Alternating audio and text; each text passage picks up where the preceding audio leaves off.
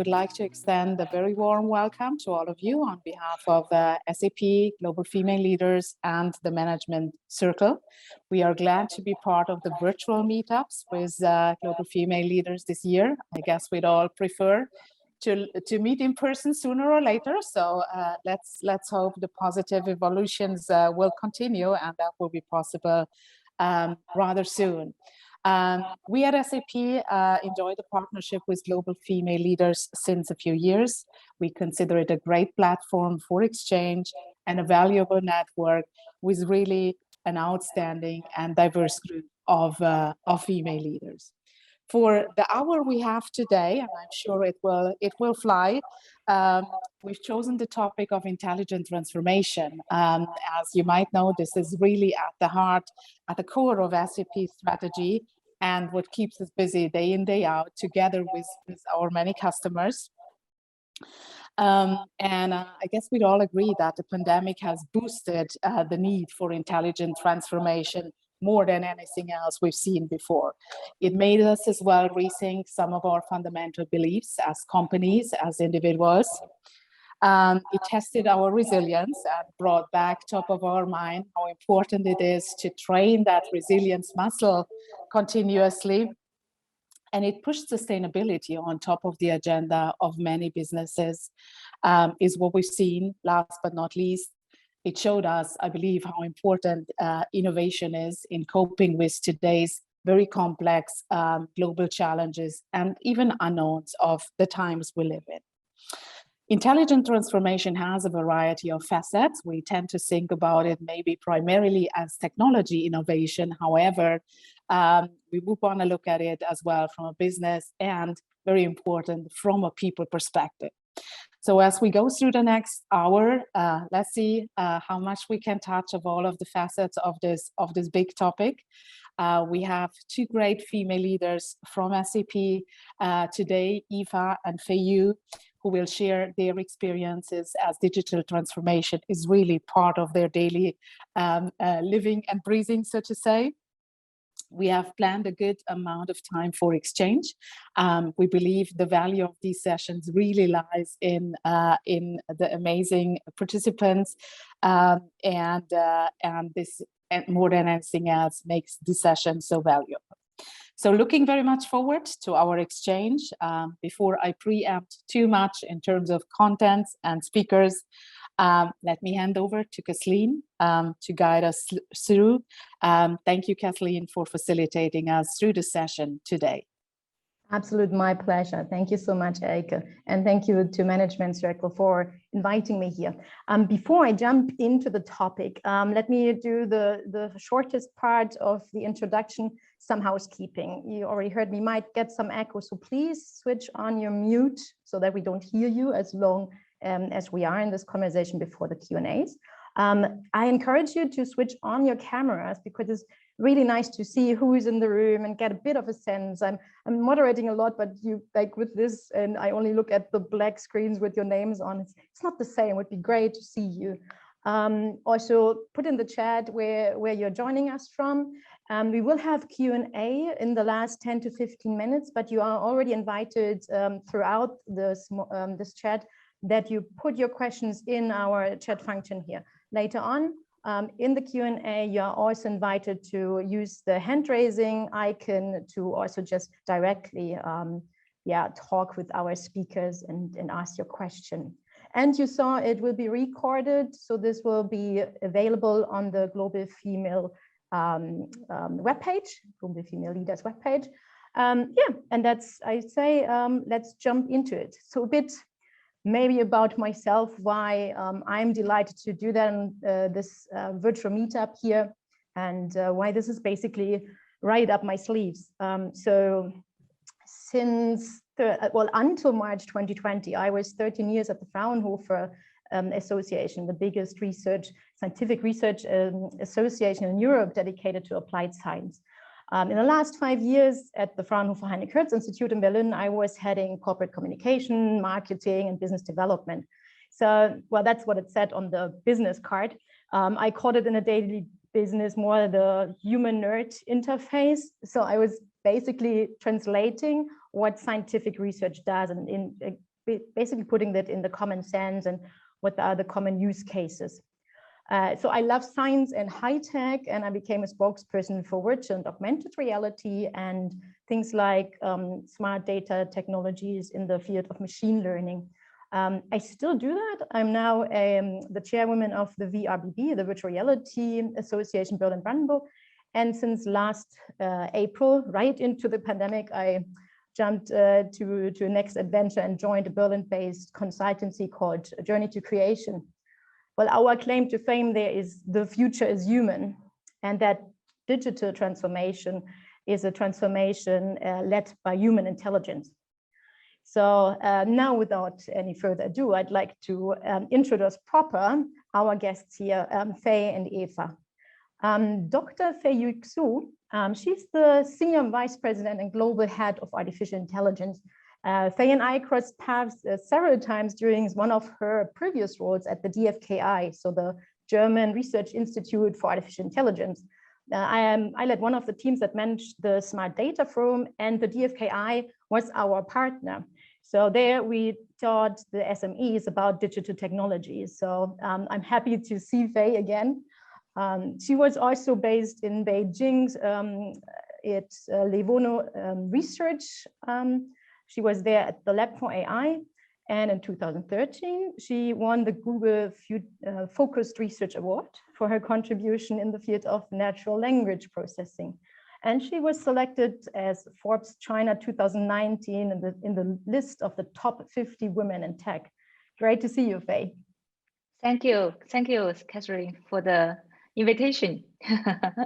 And next to you is Eva Zauke. Well, Eva is since 2005 with SAP, and she had a lot of leading roles behind everything that she's doing. Right now, she is the Senior Vice President and Global Head of SAP Enterprise Adoption. And she was previously, for instance, the Chief Knowledge Officer and Head of SAP Knowledge and Education, and Head of Cross-Product Management for the SAP IoT and Digital Supply Chain Division. I saw a couple of videos where she was also part of some startup events. So she has been all over the world looking into tech and how to adapt that. So I believe the role that she has right now is perfectly suited for her. And she has a degree in computer science and business administration. Welcome, Eva. Yeah, thanks, Kathleen, for the warm welcome. Looking forward to the discussion. Great. So as I see in the chat, you are telling us where you're joining us from. I see Portugal, Munich. I tell you where I'm right now. I'm in Salzburg. I am meeting with some people who eat and breathe intelligent transformation. They are behind the Beethoven X. Some of you might have seen that. That was in the news last weekend. There was the world premiere of Beethoven's 10th Symphony that he never finished, but due to, thanks to AI, it was now finished. So the world premiere was last weekend, and the news are all over praising artificial intelligence and creativity. So for me, that is one of the most exciting technologies that I see right now out there.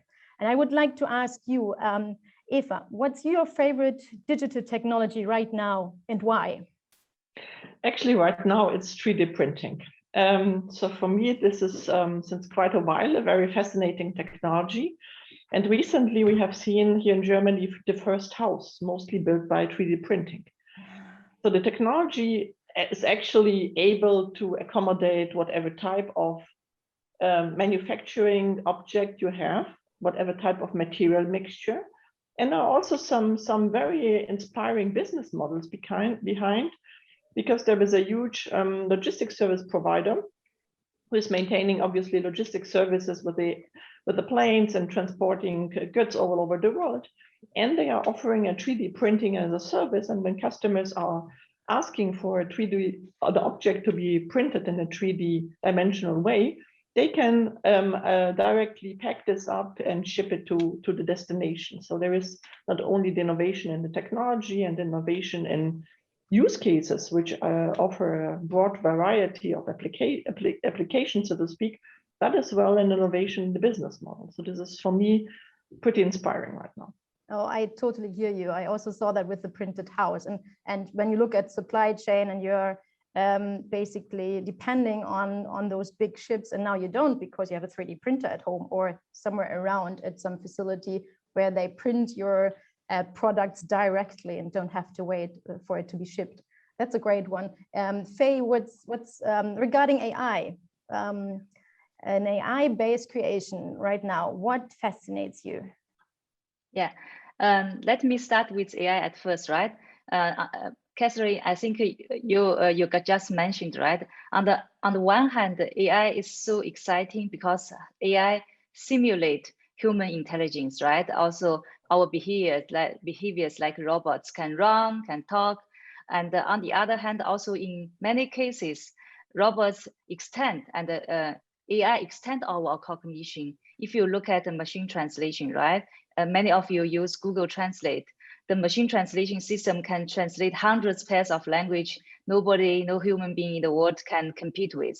And also, some of us, I guess, you use some apps to recognize plants in the forest, right?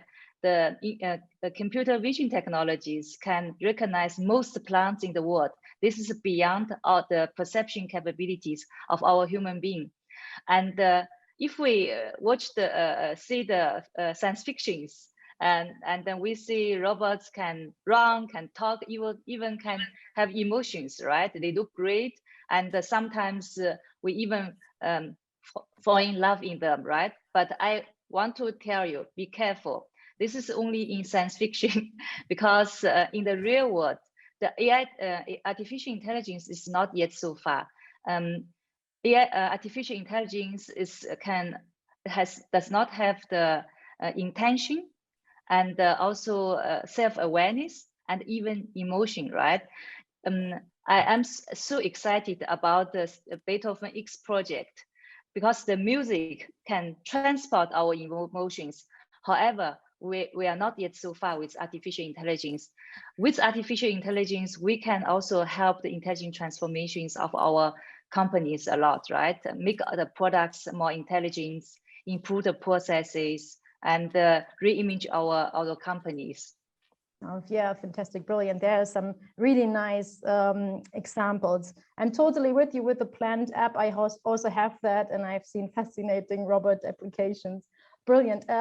Let's move from this broader view to your experience in the field. Eva, a question to both of you, but maybe we start with Eva. What changes in technology and markets are companies faced with? Yeah, this is a great question, because there are a couple of trends which are really important and are impacting businesses here. On the one hand side, we are all talking about digital transformation, but this is even accelerating, and we will be talking about COVID-19 pandemic impacts later. Then what we have seen as well is the topic of supply chain. So changes in the supply chain, vulnerabilities in the supply chain. Where do I produce? Where do I source material from? Is it really global, or to what extent do I have to produce locally as well and maintain respective capacity? Then it's obviously the changes and the evolution in the regulatory market. So regulations, companies are faced with the need for e-documents, e-invoicing. All of that will grow until 2025 by a factor of 500%, which is huge. Then we are talking sustainability, and sustainability is actually now moving towards a must-have for an enterprise to comply with. When you look at the Sustainable Development Goals issued by the United Nations, there are 17 of them, and they are broken down into 167 concrete objectives.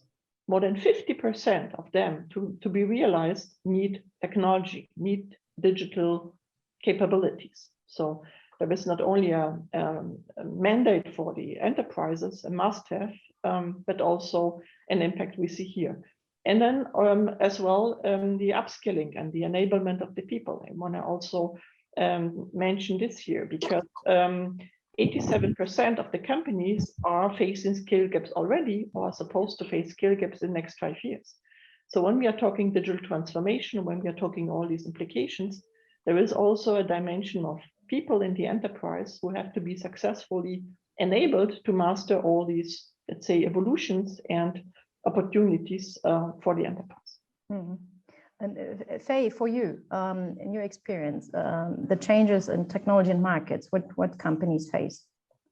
Yeah, I want to continue with Eva's explanation, also answers, right?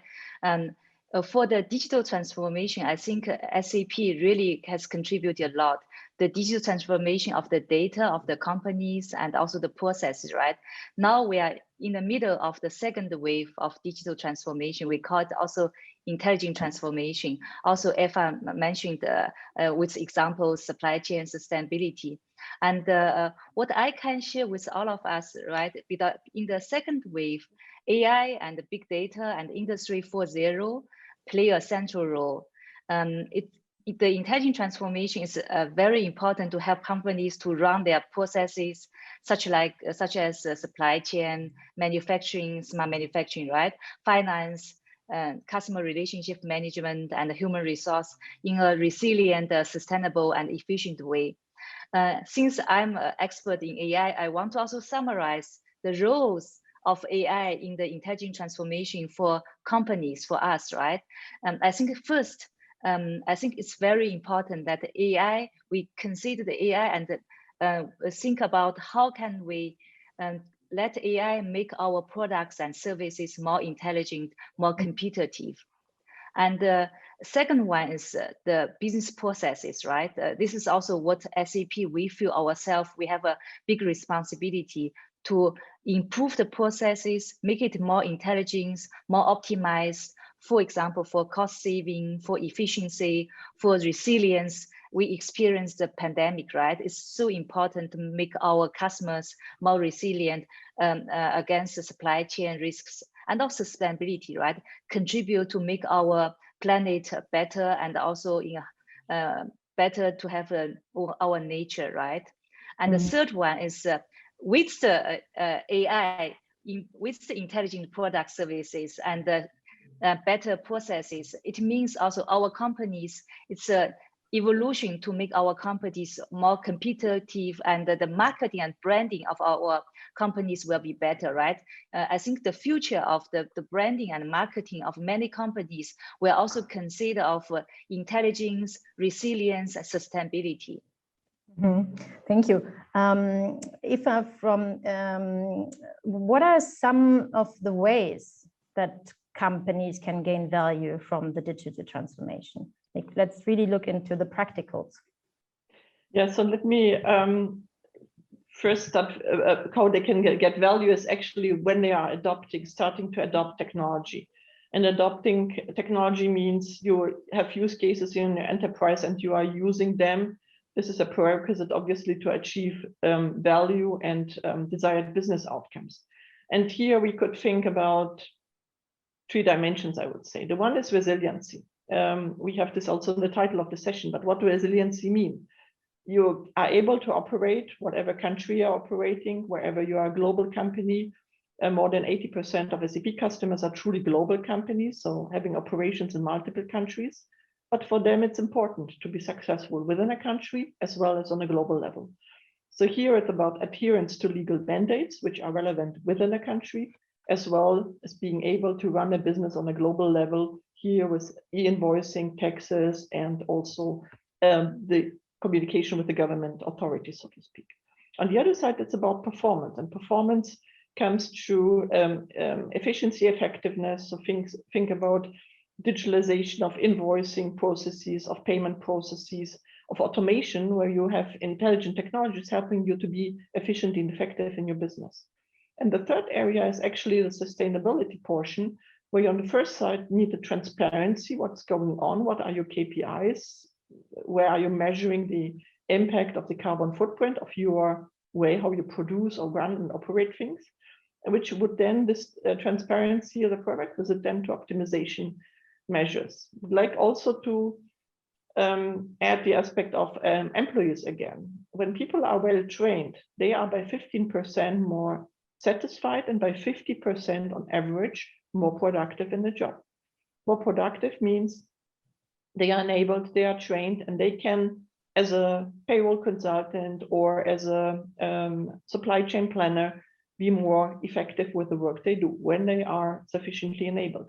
So here it's also about the enterprises to consider this dimension as well, to not only think about technology innovation, business innovation, running successfully across multiple locations, but as well taking care that the people can be successful in digital transformation as well. This is actually something I want to emphasize on. Say that again, 50% more effective and more satisfied? Yeah, so this is really a study we did asking more than 920 SAP customers, what is the impact of enablement? Mm-hmm. How much learning is enough? This was the title of this study. How much learning is enough? And the result was across the companies, people are by 15% more satisfied and on average, by 50% more effective and productive.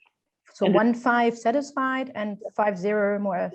Yes, and this goes across multiple SAP products. So it's in the finance area, it's a procurement area, it's a human resources area. And here you see how powerful enablement is and how successful companies taking this seriously and investing really consciously into the enablement of their people are better in shape to realize business benefits as well. Mm-hmm. You just tapped in what we also had in our introduction in the invitation text, that really enable people drive adoption and make the intelligent transformation a success. And so you're saying people play a concrete role in digital transformation. How can you enable them? You touched on the 17 goals, the sustainable development goals, and I know next year there is a focus on education. Yes. So how can they be enabled? How can people be enabled? Possibly to answer the question, to start with the answer, what they have to be enabled for. So what is the purpose? What is the cause? And actually you could think about two dimensions. The one is the role they are performing or they will perform in the future. And according to the World Economic Forum, there will be, when we look at the top 5 job roles with increasing demand by 2025, you will be seeing the data analyst, the scientist, the AI machine learning specialist, big data, as well as process automation specialists. So you have to enable them with training material, with whatever type of variety of channels you have and means to enable. So this could be within the software, this could be e-learning, this could be conversational experiences with colleagues, but also trying things out. This is the domain knowledge, so to speak. The other type of knowledge is actually soft skills or capabilities. And here you see also according to the World Economic Forum, what are the top 5 skills for 2025? Analytical thinking, innovation, active learning, complex problem solving, critical thinking, and well, creativity. Creativity, yes, actually, yes, absolutely. So how do you pair these critical thinking, encourage innovation, encourage entrepreneurship with, on the other side, empowerment for learning, take your own destiny, lead the way how you learn and evolve, and also then communication skills, because you have to translate between businesses, or you have to translate when you look at machine learning cases Fei has mentioned here, you have to make them relevant to the business. You're not only talking technology specialists and they understand tech speak, so to speak, but there is also the business perspective, which has to adopt the technology. So you need communication skills, transformation skills as well. Yeah, and funny or interesting enough, this is the top 5 skills. Number 7 is use of technology, and number 8 is development of technology and monitoring it. But all the others you mentioned are much more soft skills. Fei, from the AI perspective, how can we enable and accelerate the adoption of AI-enabled enterprise solutions to support business value? Yeah, this is our duty, right? This is really our target of SAP, because we are committed to help business to run their business efficient, Therefore, we inject artificial intelligence into business processes in a scalable way. The easiest way for our customers, right? They use intelligent and smart business process softwares even without notice that artificial intelligence is behind it, right? The kids today, they don't notice it's a speech recognition technology. You just talk to a mobile phone, right? This is our goal. We infuse AI technology into our solutions and make it so easy to use. Our customers even don't know that's AI behind it. They take it as nature, right? This is the first thing. On the other hand, we know that also customers, they want to build extensions and with our AI services, and we develop a low code. I emphasize low code, low touch, right? Many customers, which of the business technology platform extension suite, they don't even to have data scientists in order to adapt their data, their business context to the AI models. This is great.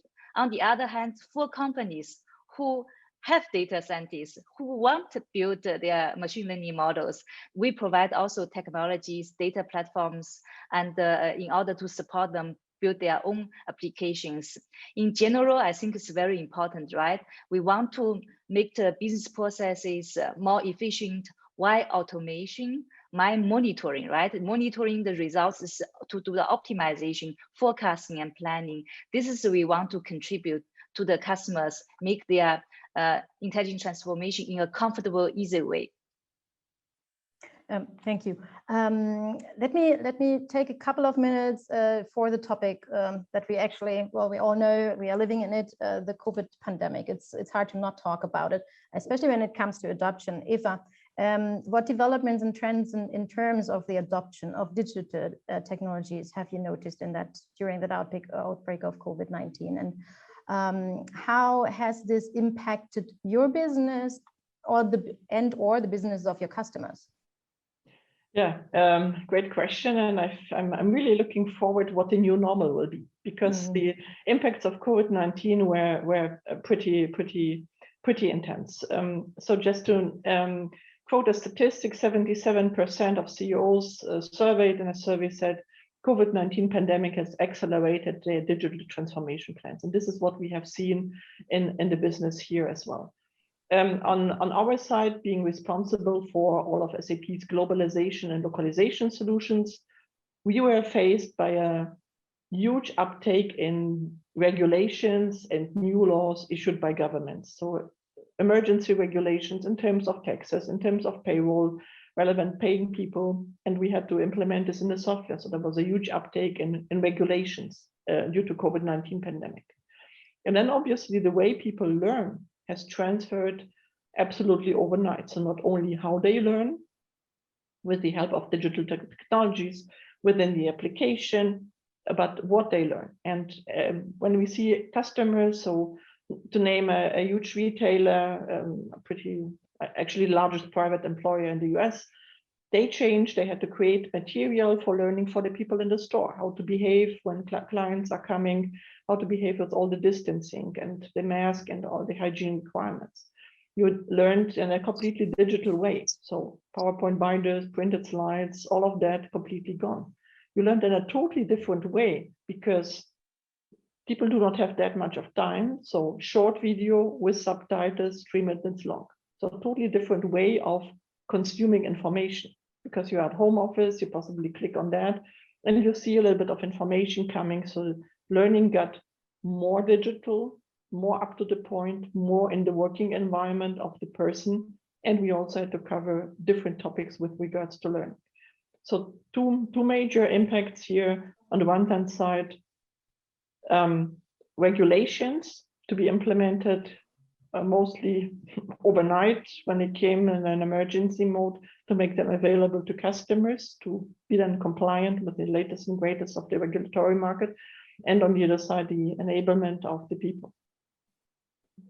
Thank you. That's yeah, we already talked a bit about some other tools that we're using right now, which is much more efficient in the digital world before everybody got into the room. Before I open for Q&As, I want to touch on one for me, really important question with Faye. And I think it's important for the whole audience here, as I think we are all kind of, part of this. Faye, when it comes to biases, how can we deal with bias in data, and how can AI-enabled enterprise software support business beyond bias? This is a great question, and also very challenging question for all the AI approach, right? On the one hand, I think most of you know deep learning, right? Neural network. It's like a magic. In fact, it's a black box, right? But the black box is very dangerous if we use black box results compliant to enterprise solutions, because our solution will contribute to decision making of business processes. Therefore, to open this black box, have the explainability, transparency to know which data contribute to which decisions. This is very important. Therefore, transparency and explainable AI contribute from technology point of view to overcome the bias, decade the bias, and also improve the bias of the business suggestions.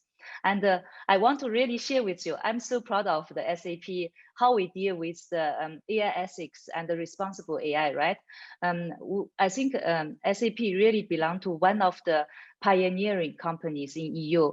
In 2018, we released the global AI ethics policy, which is relevant for all employees who are involved in the development, deployment, and also sales of AI system. And other senior leadership, including legal, including human resource, including technology product, they are all belong to the steering committee. And furthermore, we have also additional committee. We have experts invited from external experts in AI ethics. This is from this governance structure. On the other hand, in order to make this, we have also developed 7 guiding principles. If we still have time, I really want to share with you the guiding principles of our AI ethics, right? It means we are driven by our values. We design for people, human-centric, right? We enable business beyond bias. This is what we mentioned. Therefore, we also invest a lot in explainable AI, responsible AI, transparency in AI technology. We strive for transparency and integrity in all we do.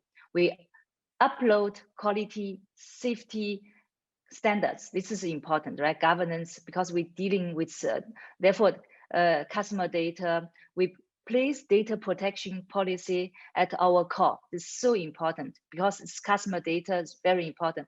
We engage with the wider societal challenges for AI. This is a guiding principle, but the principles on the paper, right?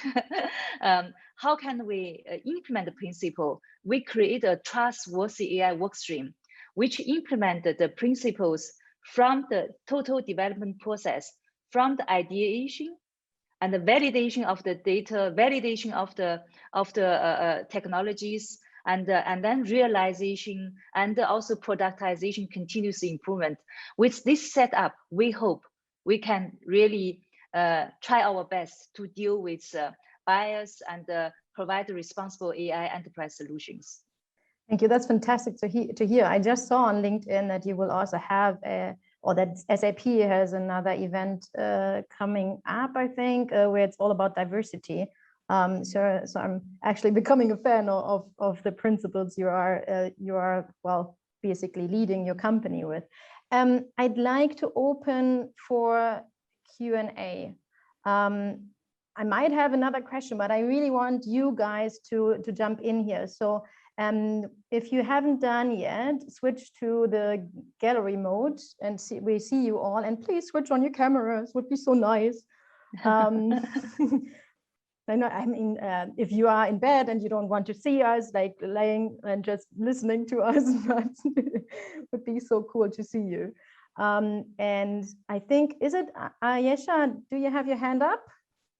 You can open your microphone and just directly ask the question. Ayesha, where are you joining us from? I'm joining you from France, outside of Paris in the countryside.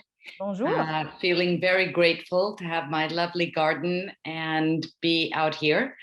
I wanted to raise an issue with everybody because we're all women on this call.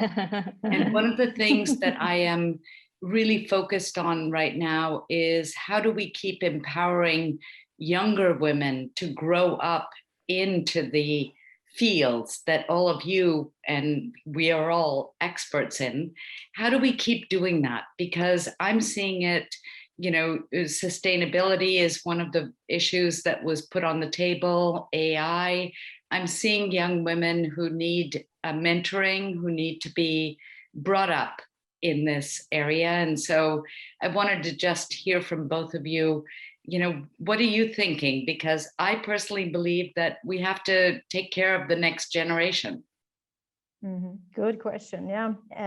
In Germany, it's enkeltauglich. Some others say in English, I think it's grandchildren suitable future.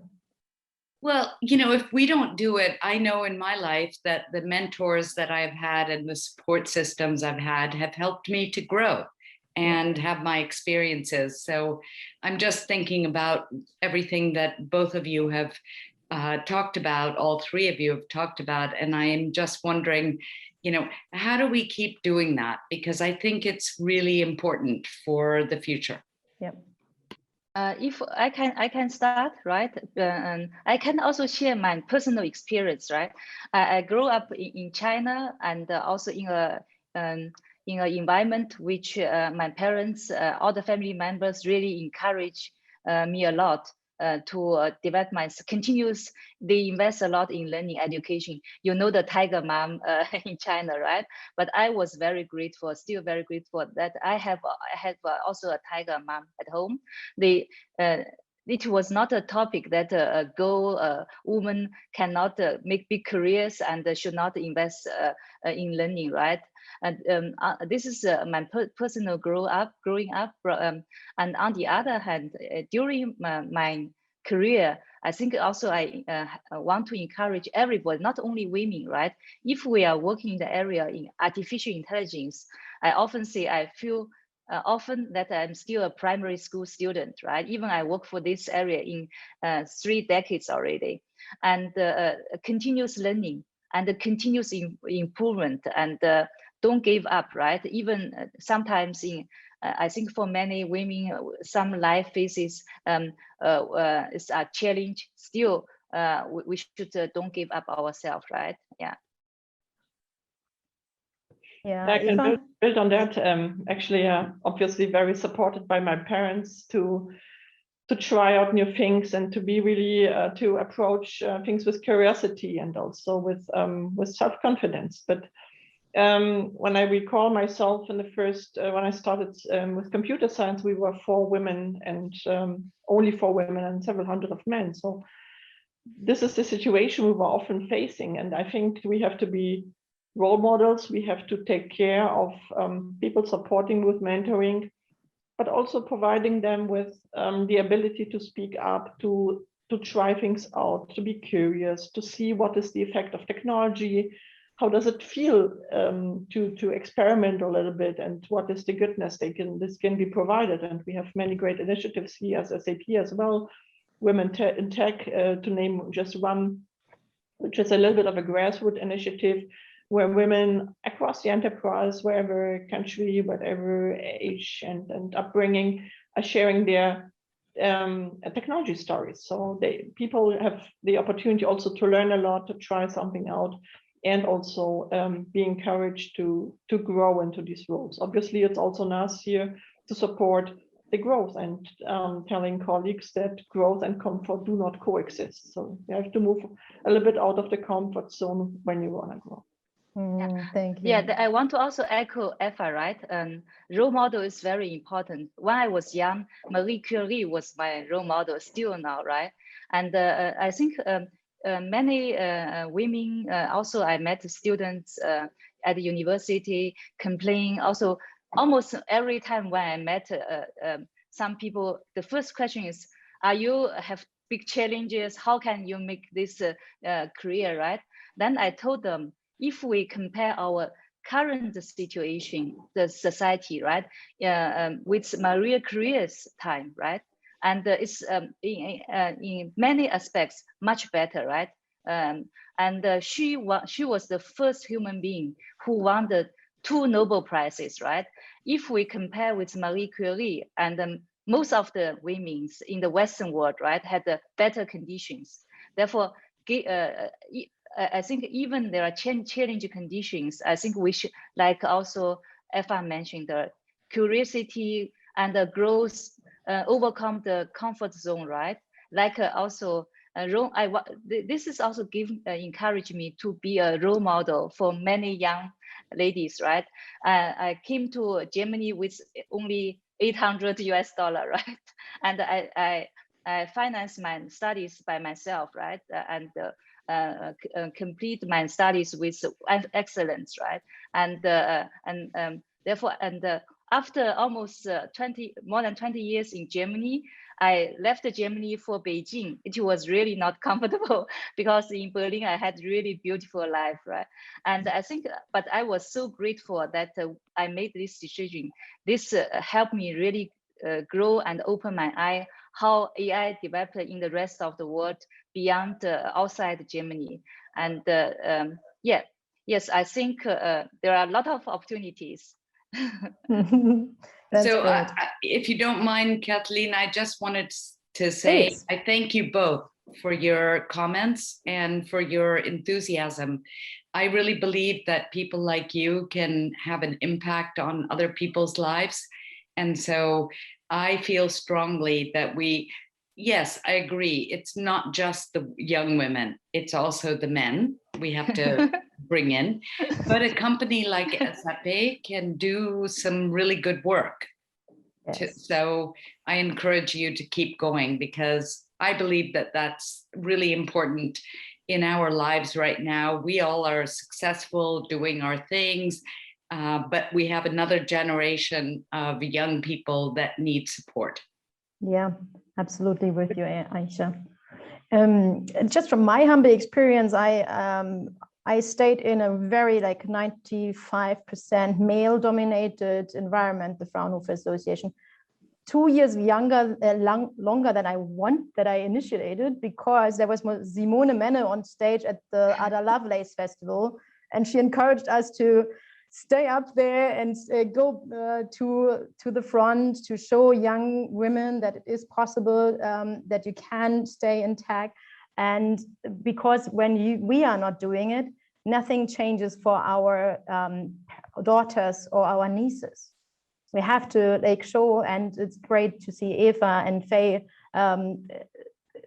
in first front and basically showing their faces and being a role model.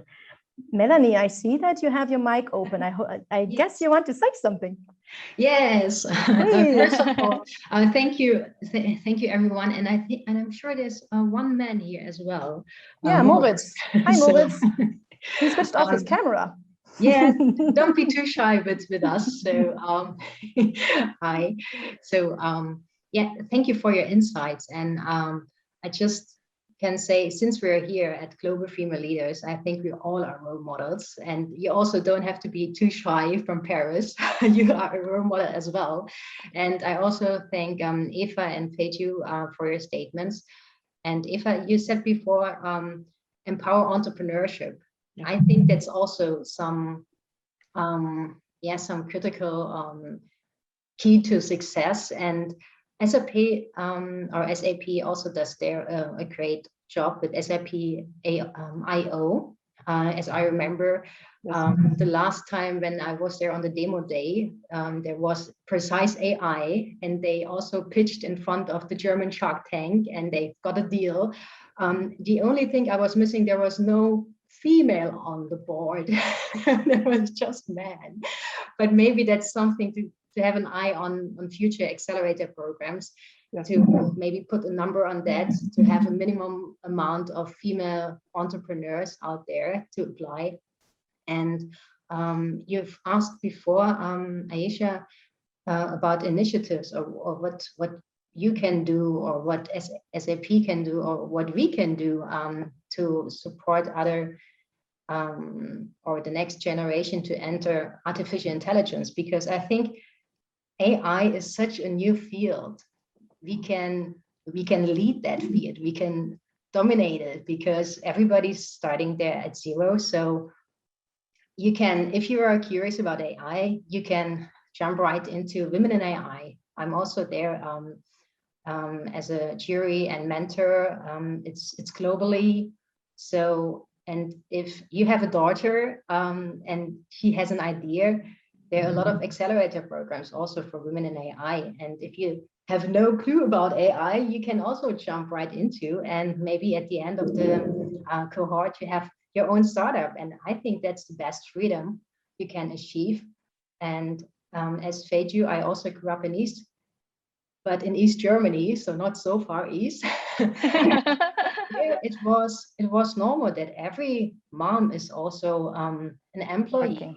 So and I think another